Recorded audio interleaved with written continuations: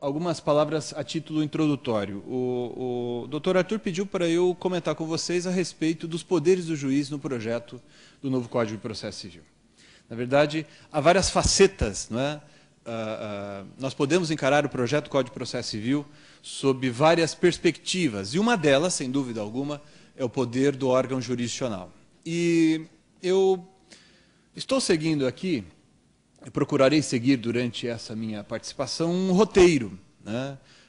Na verdade, vocês vão perceber que nós vamos trabalhar com alguns exemplos, e tenho a impressão de que, com a análise destes exemplos, talvez nós consigamos extrair, por assim dizer, o espírito do Código quanto a este ponto. Há uma reclamação em geral. Na verdade, este projeto é polêmico. Há polêmicas de duas ordens. Há aquela polêmica que me parece uma polêmica sem sentido, daquelas pessoas que criticam o projeto sem conhecê-los, ou, como diz o Ronald Working no seu livro mais recente, né, ele diz assim que ele não gosta de ser criticado por aquelas pessoas que sabem do pensamento dele pela televisão, porque ele normalmente não fala na televisão sobre o pensamento dele, né? E mais ou menos isso acontece também aqui em relação ao projeto do Código de Processo Civil. Às vezes as pessoas ficaram sabendo do projeto pela televisão, pelo Jornal Nacional, e daí, com base nisso, quer opinar, quer discutir, e a gente percebe que muito pouco se estudou a respeito do projeto. E há também aqueles que analisaram um pouco do projeto, né? E uma crítica que há em relação ao projeto é no sentido de que o projeto aumenta muito os poderes dos juízes, aumenta muito os poderes dos magistrados de primeiro grau, de tribunal local e dos tribunais superiores. Eu coloquei aqui, adredemente mesmo, a intenção foi essa, o artigo 1º do projeto do Código de Processo Civil, porque este artigo, pasmem os colegas, os aqui presentes, esse artigo tem sido criticado, né? O artigo 1º do projeto do Código de Processo Civil diz, pura e simplesmente, que o projeto ele tem, o eventualmente novo código, se aprovado, ele tem que ser ordenado, disciplinado e interpretado conforme os valores e princípios fundamentais estabelecidos na Constituição. E eu estive em um evento, participei de um evento, e um colega, professor de Direito Processual Civil, inclusive tem dado palestra no Brasil inteiro falando mal do projeto do Código de Processo Civil, ele disse o seguinte: imagina, os juízes agora vão poder decidir com base em valores e princípios que estão na Constituição. Eu pensei comigo, poxa vida, onde esse colega esteve nos últimos 30 anos, né? Em Marte, talvez? Porque já faz muito tempo, né, que é evidente que, na verdade, para mim sempre foi assim, talvez isso não tenha sido tão claro em outras épocas entre nós, mas é indubitável que nós temos que interpretar tudo, né, à luz da Constituição. Eu estou fazendo um livrinho sobre princípios jurídicos, e, na verdade, por que alguns colegas dizem, por que valores e princípios, né? Justamente porque algumas pessoas entendem que, por exemplo, dignidade da pessoa humana não é um princípio, é um valor, né? É um valor jurídico. Então, na dúvida, colocamos valores e princípios, né? Se algo está na Constituição que não é um princípio jurídico, é um valor jurídico que deve, evidentemente, influenciar a tomada de decisões pelos magistrados. E me parece que esse artigo tinha sim que estar num projeto do Código de Processo Civil. Porque, por absurdo que possa parecer, de fato, há muita gente que, e esse exemplo desse professor que eu acabei de mencionar, sem falar o nome, de fato, não é uma manifestação disso. Para muita gente, a Constituição é algo que existe em outro patamar, que não interessa para o ordenamento jurídico, ou, no máximo, é algo para ser lembrado quando eu quero usar um argumento que não vai servir para nada. E não é assim, evidentemente. E não pode ser assim, evidentemente. Eu estudava isso, como mencionei, para escrever esse outro livrinho, e chega à conclusão de que não é correto dizer nem que a Constituição está no topo, nem que a Constituição está na base do ordenamento jurídico, mas sim que a Constituição está em tudo. A Constituição, para mim, hoje é como uma grande piscina, e qualquer outro artigo de lei ou qualquer outro código tem que ser visualizado como uma esponja que você joga nessa piscina, né? Me parece que a Constituição, a norma constitucional e seus princípios, né, interpenetram em tudo que está, né, no sistema jurídico. Então, não há como interpretar o nosso sistema sem visualizar, sem ler todos os artigos que compõem um código com as lentes da Constituição Federal. E este artigo desejou isso. né? Mas isso revela, e eu citei isso como exemplo, né? Isso revela que, na verdade, não foi desejo da comissão aumentar os poderes dos juízes, aumentar os poderes dos magistrados de todos os tribunais e assim também dos magistrados de primeiro grau. Me parece que isso é algo inevitável, né? E é inevitável por uma série de razões. Uma delas, o professor Adroaldo comentava aqui em sua exposição, que é a mudança muito grande, muito rápida da nossa sociedade. A nossa sociedade muda muito rápido, tudo muda muito rapidamente o tempo todo, né? Eu sou de uma geração que só depois da faculdade foi tomar conhecimento de algo chamado internet, né? E era internet de escada ainda, né? Esses dias atrás eu cheguei em casa, meu filho falou assim: pai, dá uma olhada nesse site aqui. Meu filho, que vai fazer 12 anos. Pai, dá uma olhada nesse site aqui. Não é um site bacana, achei interessante o site. Eu falei assim: olha, filho, legal. Onde você acessou isso aí? Não, eu fiz, né? Então, a geração que está vindo aí é uma geração que pensa tudo muito mais rapidamente do que a gente ainda, né? Se bem que eu já sou de uma geração que talvez já esteja passando, por assim dizer, né? Mas tudo muda muito rapidamente, nós vivemos ansiosos, queremos mudar tudo o tempo todo, somos também uma sociedade frustrada, né? Então, esses valores que estão na sociedade fazem com que o legislador, aquele que cria normas de direito material ou de direito substantivo, também se preocupe em criar regras ou normas jurídicas, no sentido mais amplo, também de maneira mais vaga, também de maneira mais indeterminada. Então, hoje é bastante comum, em todos os códigos, em todas as leis, o recurso a cláusulas gerais, né? Então, o Código Civil, no seu artigo 2035, parágrafo único, diz que anula a cláusula contratual que contraria a função social da propriedade ou função social do contrato. Mas o que é isso, né?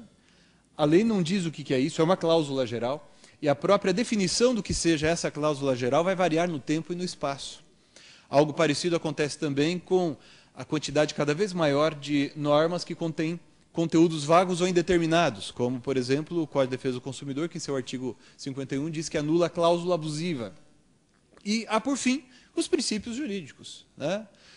Na verdade, os princípios de que estamos falando aqui não são princípios como aqueles que mencionávamos antigamente, né? Que são, na verdade, regras. Eu me refiro aqui, só para citar um exemplo, a princípios como o da dignidade da pessoa humana, né? Houve um tempo em que se mencionava o princípio da dignidade da pessoa humana como se fosse um argumento retórico, que não teria um valor, um respaldo, ou não servia, inclusive, para fundamentar uma argumentação jurídica mais séria. Hoje não. Hoje, pedidos e defesas e decisões judiciais se fundamentam, muitas vezes, apenas nesse princípio. Então, é hora de, como já se diz por aí, de se levar a sério o estudo dos princípios. Tudo isso impõe, na verdade, um novo modo de concretização da solução jurisdicional. Impõe um novo modo de se compreender, não só a sociedade, mas o direito material, mas também o processo civil. Porque, afinal de contas, o processo serve à sociedade e ao direito material. O processo não existe para si mesmo. E, diante desse contexto, né, é que se pensou, quando se pretendeu fazer um projeto de Código de Processo Civil, pelo menos eu pensei assim, e outros membros da comissão também, não posso dizer que todos os membros pensavam do mesmo jeito, mas se pensou em fazer um projeto ou um anteprojeto, primeiro, que consagrasse em seu bojo os princípios constitucionais. Por isso, certamente muitos dos colegas que aqui estiveram antes de mim fizeram referência a princípios do contraditório, a fundamentação das decisões judiciais, né? E coisas assim parecidas. Mas, sobretudo, um projeto que fosse simples, porque as normas processuais têm que ser simples, né? Não podem ser complexas. E, além disso, regras processuais que se preocupassem mais com o direito material do que com o procedimento em si mesmo considerado. Eu tenho a impressão de que, se nós não alcançamos isso plenamente, pelo menos um grande passo foi dado nesse sentido. E eu vou tentar ocupar os próximos minutos dessa minha exposição trabalhando com exemplos, né, de situações que, segundo penso, vão permitir que, ao final dessa exposição, a gente conclua se, afinal de contas, o projeto alcançasse, de fato, esse desiderato ou não. Eu vou seguir aqui a ordem do código. A gente vai, navegar um pouquinho aqui na parte geral do projeto Código de Processo Civil, depois um pouco de processo de conhecimento, um pouco de execução e um pouco de recursos, né? Eu pensei alguns exemplos. A gente não tem condições de, em 40, 50 minutos, falar de todas as situações que traduzem, por assim dizer, né, esses valores que a gente mencionou muito rapidamente aqui a título introdutório. Mas o primeiro deles é o artigo 64 do projeto do Código de Processo Civil. Sabe que o professor Adroaldo fez um comentário, né? A gente fica já falando que isso aqui já é o código. Imagina, né? Está apenas tramitando na Câmara ainda. Tomara a Deus que o relator seja um relator, né, preocupado em manter, me parece, as linhas gerais do projeto, não tenha a ideia de inserir um monte de procedimentos novos que, às vezes, não tenham sentido ou não tenham coerência com o projeto. O parágrafo 3º do artigo 64 do projeto é uma inovação. O parágrafo 3º do artigo 64 do projeto contém um princípio que, fora do Brasil, tem sido muito estudado. Aqui entre nós, me parece, há só 2 artigos, não há livro, nada muito profundo a respeito, que é o princípio da translatio iudice. O que é que sucede hoje? Hoje, se eu entendo que a decisão foi proferida por um juízo... Está muito ruim de ler? Estou vendo o pessoal forçando aí para ler. Está muito ruim? Tá bom? Hoje sucede mais ou menos assim. Se o pronunciamento judicial é proferido por um juízo considerado posteriormente incompetente, essa decisão é nula. E, não raro, isso faz com que o procedimento inteiro seja reiniciado, ou boa parte do procedimento seja reiniciado. Eu mesmo atuei em uma ação rescisória cujo pedido foi julgado procedente e a decisão foi rescindida, os autos foram enviados para o juízo considerado competente para que tudo começasse de novo, fosse proferida nova decisão e novos recursos e assim sucessivamente.